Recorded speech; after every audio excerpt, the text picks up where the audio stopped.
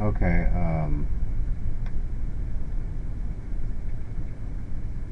you know, you got the ability to draw, you know, cloud, revision clouds. Oh hell, boy, what the fuck? You know, be careful when drawing revision clouds in that mode, because once you click, I mean, you don't have to hold your mouse button down, it just follows your cursor and you just double click to end it. Now center marks, you know, you can go basically auto insert, you know, for all holes, all fillets, etc.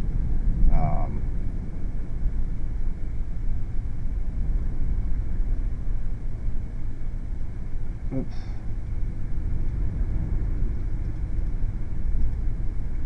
Then you go center mark, you know, for all holes and all fillets, and it'll automatically take care of it for you. Same with center line. You know, I'm not sure. Shit.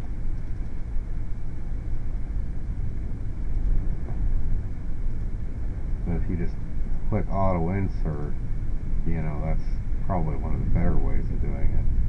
Of course, it didn't do it for those holes, but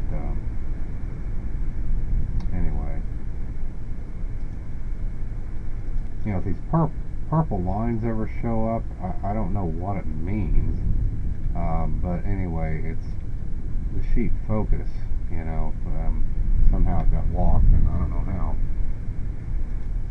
And of course, you know, you can go into model view and, you know, have it import, you know, dimensions, you know, or selected entities like we've covered before. It looks like, too, you might be able to select a layer for it. Anyway, I've already brought them in, and, you know, and, you know, but you can,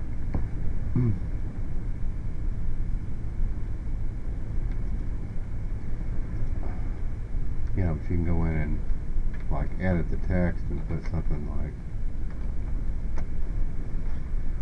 typical, and, you know, and you can see that on there, so.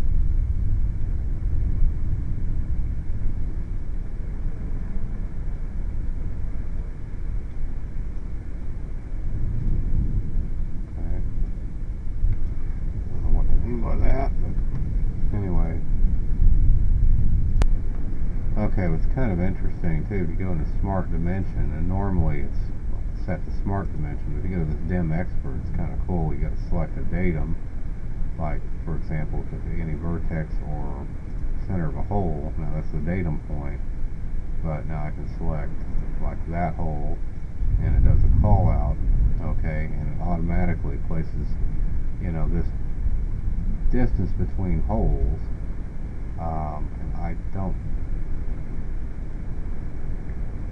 You know, I don't see one there, but if you select select another hole, you know, it gives you this dimension too, so that automatically inserts all this jazz here, so, you know, including the bevel parameters and everything else. I don't know if it did anything there.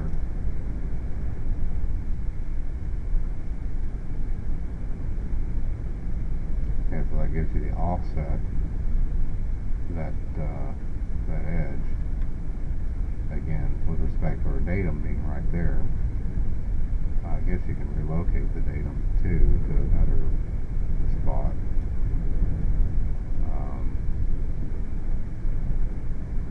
I don't know if that really changed anything, but anyway. Okay, and it's a further demonstration of that Dim Expert thing. You know, I set it to chain. I don't know if that made any difference, but I think it probably did. It gives you this warning message saying it's not going to be parametric, so if we change our drawing, then we're fucked. But it does basically generate all these driven dimensions, so automatically, so it was kind of cool. Okay, now if you do actually happen to have like an assembly and a bill of materials, you know, you can use the auto balloon, which is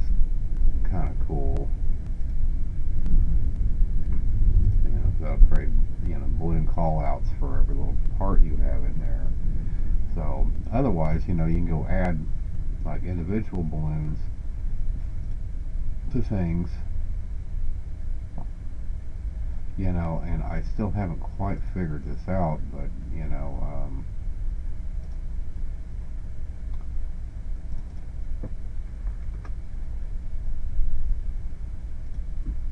I should have the ability to automatically number it in case you wanted to create your own references. Because again, we used to call these keynotes in MEP design, and we'd have a list of keynotes over on the side, you know, which talked about various properties and so forth, you know, what we're pointing to. You know, that's how I'm used to using these balloons, but I don't know if that's used that way in mechanical, you know, in the mechanical design arena or not.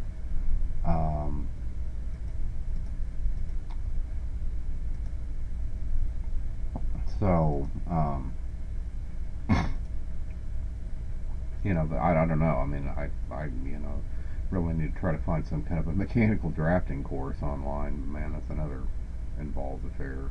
Okay, this is kind of interesting. When you add a note and go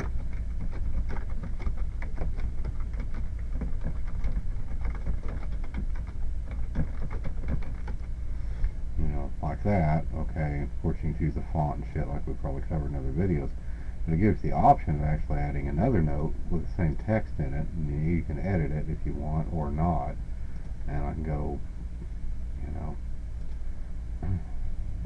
I guess just put it anywhere too, you know, like out in the middle of nowhere, and then there's not a leader attached to it. So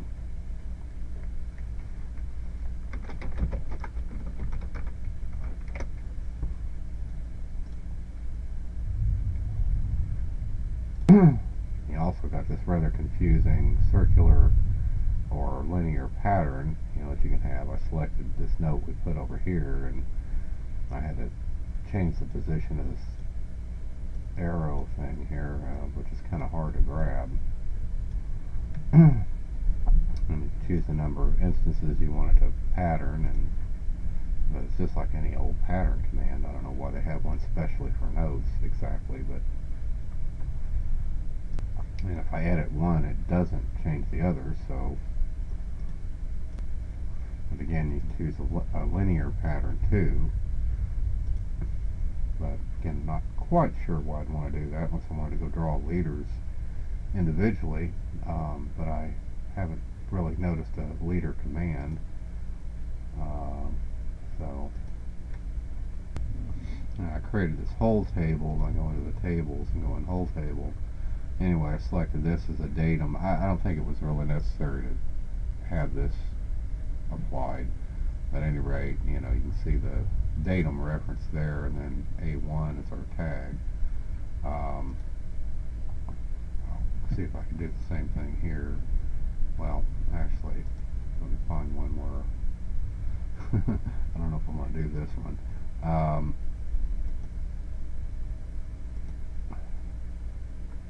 See something. I think the same thing applied. That's where I was before. Okay, let's try it here. A whole table. Select the datum. Okay. Alright, well, that didn't do anything. So, I don't know, it's like it didn't know or whatever. Maybe because I didn't have that other command selected. I've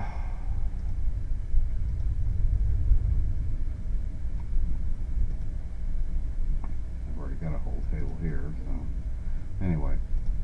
And of course you can go create a custom table too, just like this, you know, which is just like a spreadsheet, so you know you can edit it, you know, any way you like.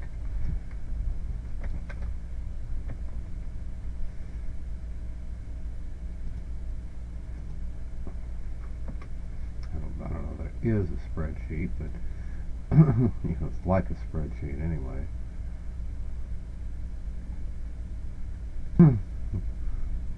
Yeah, but it kind of is like a spreadsheet, because I can hit an equation and go, you know, equals this times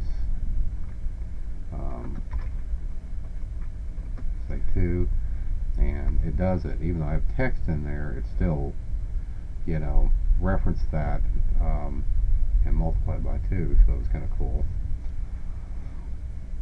Anyway, these tables, you know, you can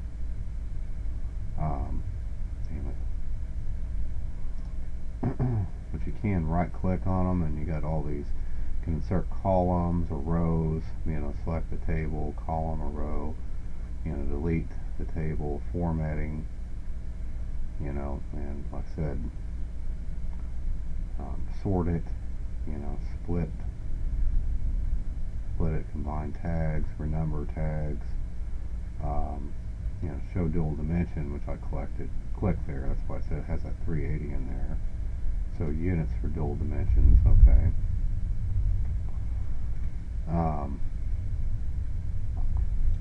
But formatting, entire table, you know, we can edit. Well, hold on, I'm going to leave my column width the same. Oh, come on. It's a fucking table. Okay.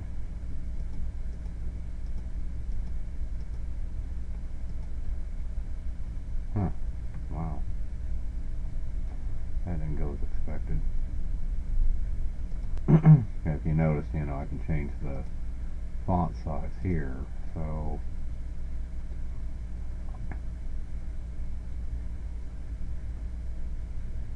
anyway. Okay, I went ahead and deleted that whole table because I wanted to create something a little more interesting here. You know, if we go into tables and choose whole table, okay, first thing you got to do, even though it doesn't tell you this, is select a datum. So let's select right there is our datum. Okay, but now you got to select the holes. So, you know, we want that one, that one, that one, that one, and let's choose these 3 as well.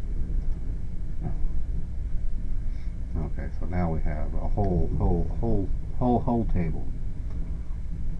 So, you know, and it gives you the X and Y locations reference to that datum point. So, so it's pretty cool. So that's how it works. Okay, you know, a magnetic line has to do with balloon placement. So, you know, you can draw a magnetic line there. Alright, hit OK, and you can draw more than one. But it's one magnetic line per drawing view. Okay, so basically, you know, if you had a bunch of balloons that you wanted to call out, you know, it automatically arranges them along this linear pattern, so, you know, it creates a nice organized sort of thing. You know, I noticed too that, you know, we got dot references on the inside because we're not pointing to a feature, and then we got, you know, the arrowheads where we do point to a feature, so it's kind of cool. And I'm kind of fucking around with, you know, with this surface finish indicator there. I have it set to lead, or put a leader on it and all this garbage. I don't know what any of this stuff means. Figuring out the weld symbols is, well, you really need to select a like an edge first. Well, I'll go ahead and do this one. Well, I'll go ahead and do this. Come on, god damn it. Go ahead and select that edge, hit weld symbols, and you can go see what's going on. You know, it's basically creating it here. So I probably won't do this now that I've selected it. You know, contour, make it concave, grinded, finishing method, grinding.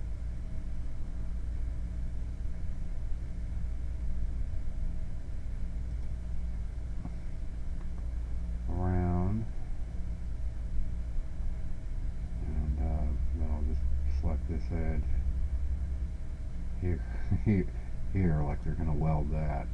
But you know, like so all this garbage means I really don't know. I kind of understand a little bit of it, but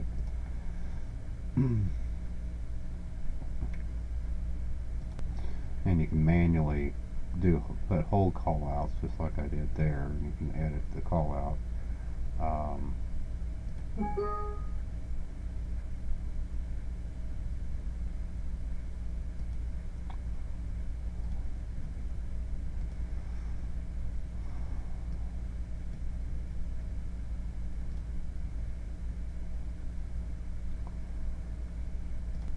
Right here, I was fucking around with the geometric tolerancing box, which, you know, involves all this. I don't know if you can edit these things. I guess you can.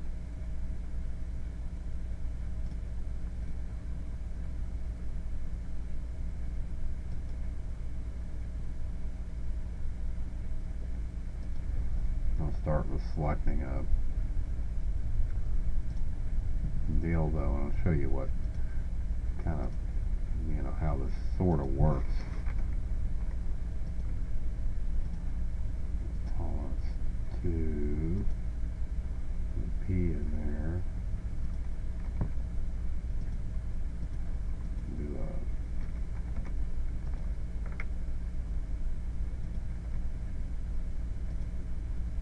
I don't know what any of that stuff means. Anyway, put it in there, and you know, there you go.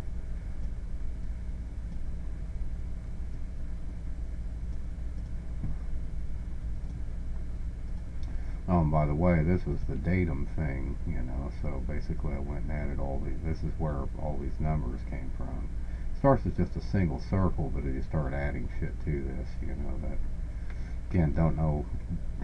I think I understand in principle what it means. I've studied geometric tolerancing, but that was a long time ago. But all this gobbledygook, I don't know. I need to read, you know, study separate topics on that.